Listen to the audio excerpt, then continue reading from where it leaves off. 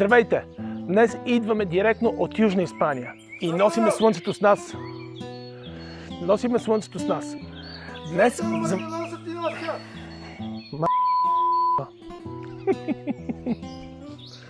Мерси! Мерси! Моля! Днес ще сготвим за вас перфектни южноиспански тапаси с кариди, пил-пил и шипка де падрон.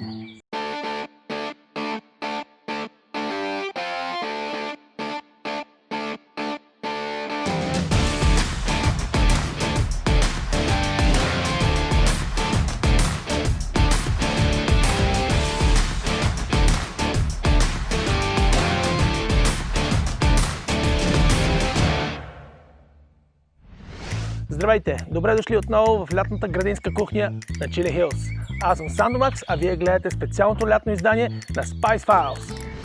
Испания, море, фламенго, розе. Днес ще ви пренесем отново в южните региони на Испания. Днес ще направим една класическа рецепта за скариди, която варира в различните региони. Ние обаче обичаме най-много тези, които пробвахме няколко пъти в региона на Андалусия.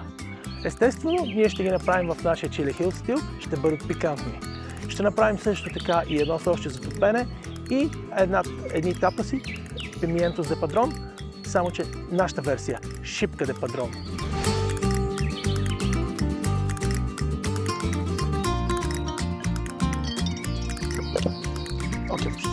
Окей, за скаридите ще са ни нужни немалко неща, така че ако искате, водете си бележки или вижте в описанието по-долу, където сме описали абсолютно всичко. Днес ще ползваме скариди с цяла черупка, нека да ви ги покажа по-скоро. Ще ползваме скариди с цяла черупка, които ще разрежем по средата, ще изчистим и ще премахнем дебелото черво и по този начин ще се получи един бътърфлай скарида. Окей, започваме с скаридите. Днес ще готвим с цели скариди, сурови, с черупка, като искаме да запазим черупката и главата, за да може после да измукаме това хубаво сосче, което ще се получи. В случая трябва да ги почистим. Ползваме един нож за хляб, който ще прекараме през гръбнака. По дължина на гръбнака разтворяме, за да може да отстраним тази вена. Така. И скаридката ни е готова. Ще ги направим тип бътърфлай или пеперуда на български, така наречената. При готвенето те ще се разтворят и ще усвоят много добре всички аромати на подправките, които ще заложим. И сме готови. Имаме нашите скаридки почистени и сега минаваме към маринатата. В случая ще ползваме сока на един лимон. Даже мисля, че имаме малко повече скариди, така че ще сложим малко повече лимон.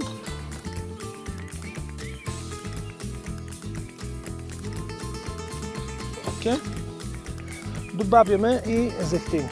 Около, аз бих казал 100 мл зехтин. Така. Откусяваме с сол. В случай ние ползваме нашата сол, която ще придаде лека пикантност на скаридите. И сега идва магическата съставка, именно нашата саламурика. Ето това е нашата разлика в рецептата, която ние придаваме на испанската рецепта. Това е български продукт от северо-източния край. Ние сме голями фенове на морската храна от северо-източния край и сме си развили наша рецепта на саламурика, която включва следните съставки: люта чушка, чесън, девисил, оцет и подправки. Уникален български продукт, който ние ползваме с най-голям кеф за всякакви видове морски естия. Естествено, ние сме наблегнали на лютата чушка тук, в случай използваме бързай. Така добавихме и саламуриката, разбъркваме хубаво и ги оставяме да се мариноват.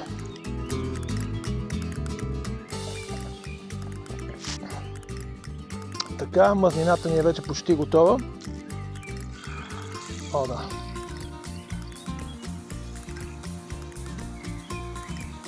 Абсолютно уникално испанско ястие, което между другото съм ял и в Португалия.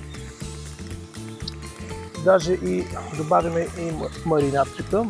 По този начин скаридите ще се задушат в тази пикантно вкусена маринадка. Оставяме ги за 5 минути. Добавяме им още малко сол, малко черен пипер. Така. Тук е момента, в който ще сложим от пушения червен пипер.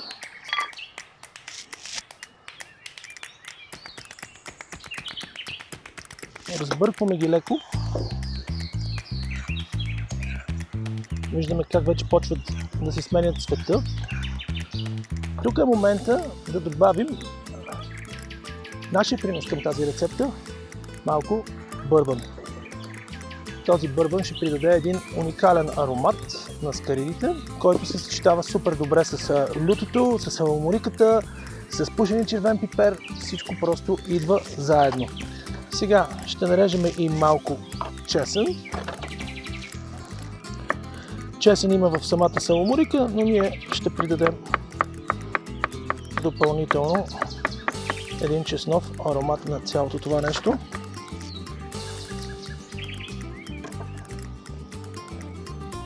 Господи, само ако интернет можеше да пренася тази миризма, уникална. Така, скаридите са ни готови, да сложим в барбекюто вече, така че барбекюто се е загряло, в момента е на 250 градуса, така че ще придаде този желан ефект на една фурна. И сега, докато чакаме скаридите да стигнем 15 минути, ще направим едни шипка де падрон, нашите люти чушлета. Така, пристъпваме към нашите пимиенто де падрон. Набързо само ще кажа предисторията на пимиенто де падрон, или поне това, което аз знам. Пимиенто де падрон е един сорт люти чушки от Испания. Много са популярни под формата на тапаси. Поверите е, че една на 10 чушки е много люта. Всъщност не са люти. Ние не ги отглеждаме, именно поради тази причина, пък и не можеш да си ги купиш в България. Затова ги приобщихме в рецепта, като ползваме характерни наши чушки, които можеш да намериш по цяло време. И това са шипките. Затова ги кръстихме шипка де падрон. Окей, какво ще направим? Рецептата е супер елементарна, но е ужасно вкусна, повярвайте ми. Слагаме тиган, слагаме си зехтинче, може по-обилно, защото е хубаво за топене после. Лютите чушлета вкусяват зехтина и става уникално. Ще има и чесънче, така че всички съставки за гарантиран успех. И минаваме към подготовка на чушлетата. Измили сме ги, остава само да ги надупчиме. Дупчиме ги на 2-3 места. По този начин ще предотвратиме тяхното избухване в тигана, като се нагорещи мазнината. Последното нещо, което искаме е да ни избухнат в очите с капсицин и горещо олио. Така, олиото ни е почти готово. Ще ги добавим, за да могат постепенно да дигнат и те температура, да няма рязко избухване, както казахме по-рано. И ще си накълцаме чесънчето. В случая имаме около 1 грама чушки, ще ползваме 4-5 глави чесън. Ние обичаме чесън, така че люто и чесън с качествен зехтин е супер добра комбинация. И чакаме чушлетата да започнат да се готвят. През това време ще си накълцаме и магданоса, който ще ползваме и за скаридите, и за нашите шипка де падрон. Магданоса ни е готов, чесън ни е готов, чакаме си чушлетата и до след малко. Добавяме и чесъна. Той става бързо. Окей, чушлетата са ни готови. Както виждате, чесънчето е започнало да става златисто. Още минути ще изгори, така че вече ги вадиме. Много важен момент в тази рецепта е да ги осолим веднага, докато са горещи. С едро смоляна, морска, хималайска, всякакъв вид по-едра сол. Осоляваме ги добре, декорираме ги с малко магданосче и нашите шипка де падрон са готови. Скаридите са ни готови, пимиенто де падрон ни е готов, хляба ни е готов.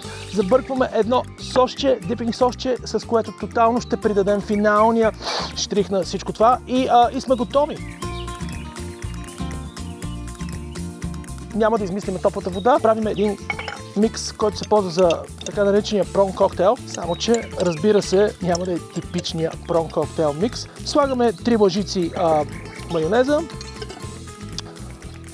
една лъжица кетчуп, в случая ползваме лют вариант. Разбира се, слагаме вълшебната съставка саламурика. Ще сложа така по-набогато, за да има, защото е, може би, най-любимия наш продукт. Сока на половин лайм ще ползваме за това количество и ще добавим накълцан пресен девисил от нашата градина. Отглеждаме си го и много си го обичаме. Няма такава миризма като пресен девисил. Просто обожавам. Сол, малко черен пипер и, разбира се, какво е прон коктейл, ако няма капка Worcester сос. Worcester, кой както го нарича. Така, забъркваме всичко това, за да получим една хомогенна смес и нашия дипинг прон коктейл Chili Hills сос е готов. Ухаят божествено. Имаме и вече леко озехтинено хлебче с чесново зехтинче. Ще декорираме скаритките с малко прясно нарезан магданоз. Сосчето ни е тук. Какво липсва? Чаша малиново българско розе. Това е от нас. Това е нашето предложение за скариди пил-пил Chili Hills Style. За повече люти рецепти, следвайте ни, абонирайте се за нашия YouTube канал, следвайте ни на социалните мрежи и обещаваме да бъдем продуктивни. Това е за сега от нас. На здраве! Адиос!